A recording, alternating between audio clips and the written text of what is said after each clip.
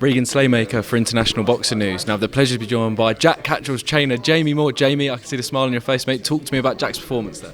Yeah, over the moon for him. You know, it was a long time coming. It was not as sort of conclusive and straightforward as I anticipated. I thought he was going to shut him out, I'll be honest with you. But I think he got a little bit greedy in the first 6 rounds. Maybe went through the gears a little bit too much, and Josh showed some doggedness, determination, and he came back into the fight. 7, 8, 9. He really gritted his teeth. But I thought Jack had a big 11th round. I told him going into the 11th, you need these last 2 rounds to make sure, we can't have any question marks. And he won the 11th big, and I thought he won the 12th, even though it could have gone either way. And I'm just over the moon for him.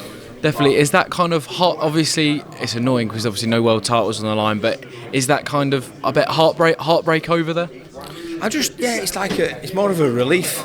I mean, and you can't ever go back in time. So it's stupid keep regurgitating the same stuff. But he should have been a undisputed world champion, and he's not, and he's never going to be, unless the scenario can unfold where Eddie gets him a world title shot, he wins it, and then he can go on and unify himself.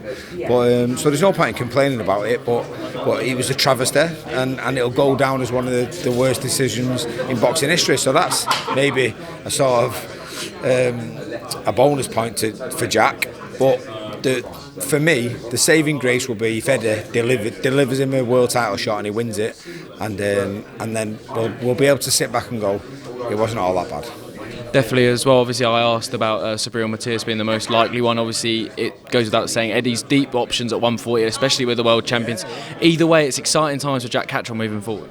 Of course, Eddie's got a deep pool of fighters at 140. And none of them are by any stretch of the imagination an easy fight, but Jack Catterall's not an easy fight for any of them.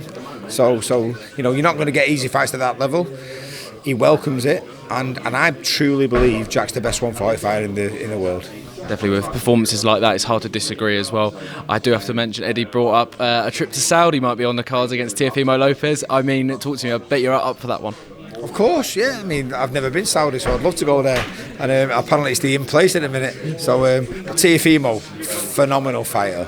And you look what the job he did with Josh Taylor, and everyone started talking about Josh Taylor being finished, which was insane. So obviously we would understand the task at hand against someone like Teofimo, but I'm 100% convinced Jack Catterall beats any 140 fighter.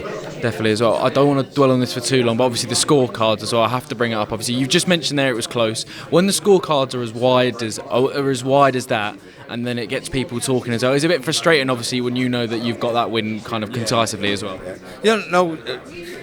Ironically, as soon as he heard the wide cards, I knew we'd won, even though I didn't agree with it, and I still don't agree with it. I don't think it was that wide. So I have to call it out the same way as I did the ones last time.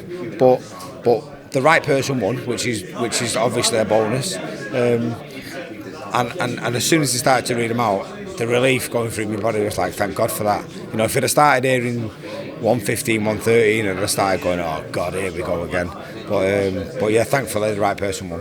Definitely as well. I'll move on to June the 22nd. Just a quick word on Aqib Fiaz, obviously rematching Kane Baker, and then Cameron Vuong going into a bit of a grudge match with Jordan Flynn as well.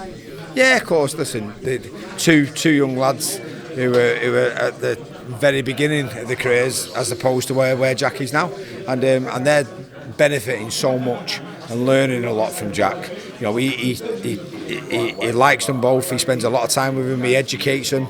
So he's like a second trainer in a way. He sort of tries to pass on his knowledge to them. So they're so blessed to be in the gym with him. And they're both really coming on. And Aqib's coming off a loss, and I can tell he's got that mindset at the moment where he's determined to sort of right them wrongs. And Cameron's just Cameron. He's absolutely daft as a brush, and he's full bundle of energy, and he's so good to have in the gym. He's a ball of positivity. That's what he's like. He's perfect to have in the gym, and they're all really close. They all get on, and the dynamics in the gym is brilliant in a minute. Definitely. Hopefully, I can slip into your DMs and go up there one day as well. Definitely. And Jamie, my final one, I mean, nights like this, I think questions like this are perfect as well. We ask everyone who comes on the channel this, when all said and done, what does boxing mean to you? Well, to be honest with you, for the last 30 years, it's been my life. And like I say, like everyone in our gym, we're all really close. So even our families, so all my wife, my kids, Jack's wife, they're all together, Nigel's wife, everyone, every family member are all really close with each other. So it's and when people talk about a family affair, it really truly is that.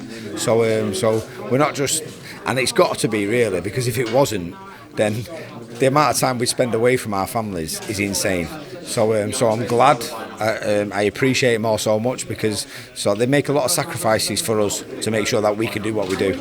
So I thank them all. And yeah, probably the phrase to say is it's a family affair. It definitely is as well. Jamie Moore, thank you very much, and enjoy that pint, mate. Thank you, mate. Cheers, mate. Thank you.